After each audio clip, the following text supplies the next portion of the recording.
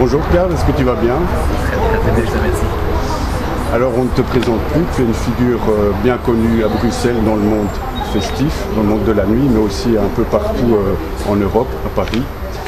Tu es le papa d'un petit garçon, mais aussi le papa des fameuses roller parades en Belgique. Mais d'où est venue cette fameuse idée?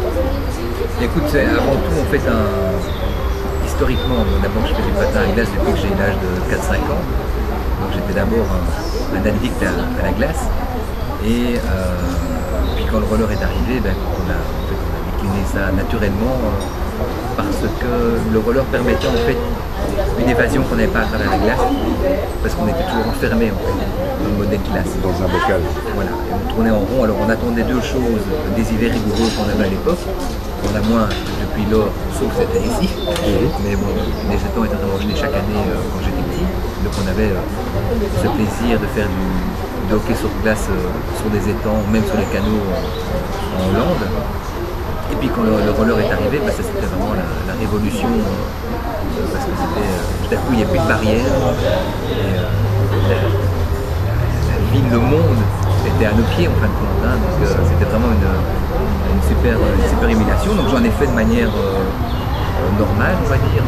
J'ai jamais fait les choses de manière extrême. Donc juste pour le plaisir. Et puis voilà, quand on s'est battu, quand je suis rentré en politique aux alentours des années 98-99, pour avoir une ville plus vivante, parce qu'on venait d'un Mayoras un petit peu étriqué, un peu vieille France. Les terrasses de café étaient fermées à 22h, on mettait des PV aux gamins qui faisaient du skateboard au Mont des Arts, on mettait des Robocop à l'entrée de la Grande Place qui étaient devenues trop petites pour accueillir les gens qui voulaient supporter une victoire de l'équipe de foot ou Justine Hénin. Et donc pour lutter contre tout ça, je suis rentré en politique avec la volonté de faire bouger les choses et de faire une ville vivante plutôt qu'une ville morte. Et avec mes amis politiques, je pense qu'on est arrivé aujourd'hui, 10 ans après, à avoir une ville qui est vraiment dynamique avec des apéros urbains, des apéros Saint-Gilles, des apéros Stockel, les terrasses de l'hippodrome, les soirées gazon, les nuits blanches, la roller, la fête des voisins, la ballon des parades, les plaisirs d'hiver. Donc on a vraiment un véhicule dynamique. Et je pense que aujourd'hui, ce combat est gagné.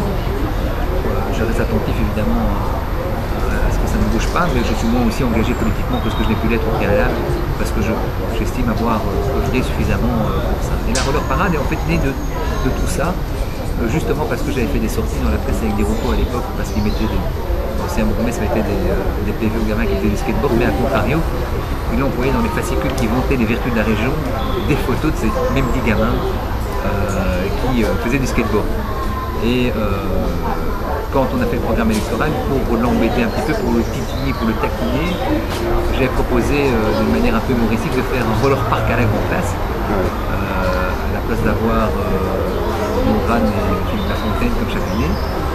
Et quand on a gagné le Mayoras, eh bien, j'ai dit à Freddy que on pourrait peut-être pas faire un roller park à la Grande Place si ça ne se plaisait pas vraiment, mais qu'il y avait moyen de faire des balades en roller comme à Paris, comme partout dans le monde, etc. Et Freddy, qui est un mec très simple, très naturel, a organisé une rencontre avec Delanoë. Il est parti à Paris, il a été voir les rollers, il est rentré, il m'a dit « Karl, on va faire ça, tout fort ».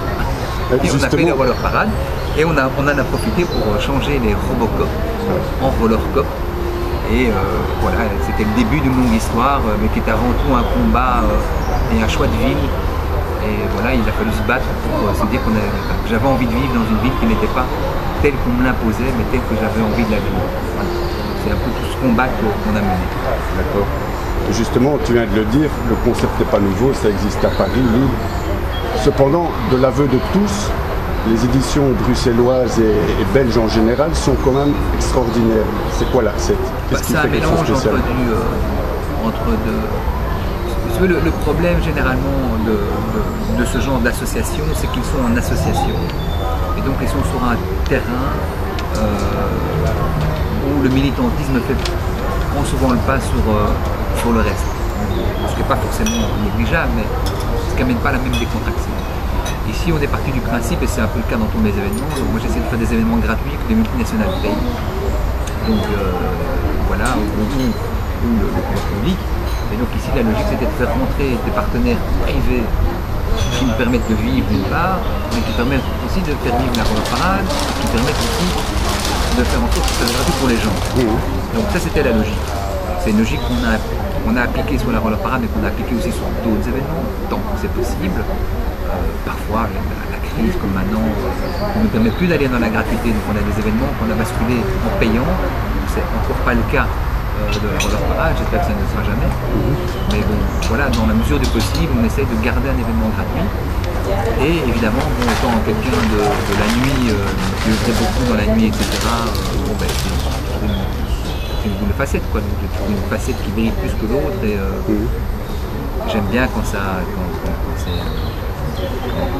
pétille, quand il y a de l'ambiance, voilà. Et puis il faut dire aussi que le peuple belge, et Bruxelles en particulier, se prête particulièrement bien à ce genre d'état d'esprit. Hein. Tous les Français qui débarquent à Bruxelles te le diront mieux que moi. Ils arrivent ici avec des pieds de plomb et ils veulent plus partir parce que ils s'aperçoivent que les gens ne sont pas carrés, ils sont pas carrés, ils sont plutôt enthousiastes et plutôt sympathiques de premier abord. En France, généralement, les gens sont plus francs, plus secs. Voilà. Donc c'est un petit peu la particularité aussi du public bruxellois d'une part et de ce qu'on a mis en place d'autre part. Et c'est ça qui fait cette magie de la roller parade à Bruxelles. Alors, depuis le début, c'était en 2001 si je ne m'abuse, ou 2002 je crois que c'était 2000 ou 2001. 2001, oui. Elles ont pas mal évolué, notamment avec cette année, depuis l'année passée, l'ajout des vélos au cœur du cortège. Est-ce que c'est un signe de l'essoufflement de la pratique du roller ou plutôt de l'ampleur du vélo de la pratique cycliste? Je vais rectifier tout de suite de dire, c'est pas au cœur des rollers, c'est à l'arrière des rollers. C'est l'histoire qu'on n'est pas. Des gens qui disent je vais sur les rollers, on est au milieu. C'est ça. Donc voilà pour faire la petite parenthèse. Et puis je pense que les deux sont liés. Il faut imaginer que quand on a commencé la roller parade, et tu vois que tout va être lié, il n'y avait rien dans cette ville. Il n'y avait pas un événement dans la ville. Il n'y avait que la roller parade. Et les gens se sont rendus compte pour la première fois que c'était possible. Aujourd'hui, on est 10 ans plus tard, et je t'ai énuméré déjà toute une série d'événements qui se passent. Clairement, la ville a une dynamique qu'elle n'avait pas au préalable.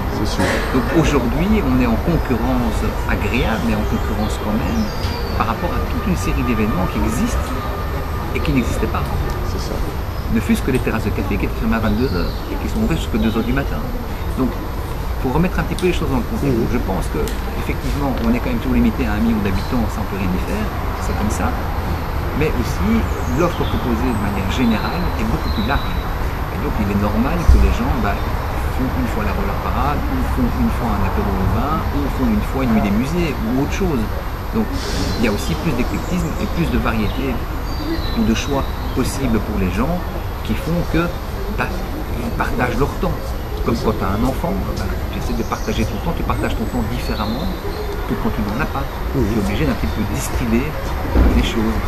Donc on en est là aujourd'hui, donc je ne pense pas qu'il y a, je n'aime pas le terme négatif, je ne pense pas qu'il y ait un essoufflement, je pense qu'il y a une répartition des énergies, une répartition du public sur l'ensemble des choses, mais pour avoir fait la roller parade quelques fois, il y a quand même toujours sur la roller cette espèce d'énergie, d'enthousiasme, parce que aussi on a fait le pari et fait le choix de ne pas le faire toute l'année, mais de le faire de juin à septembre. Donc en fait on est toujours frustré.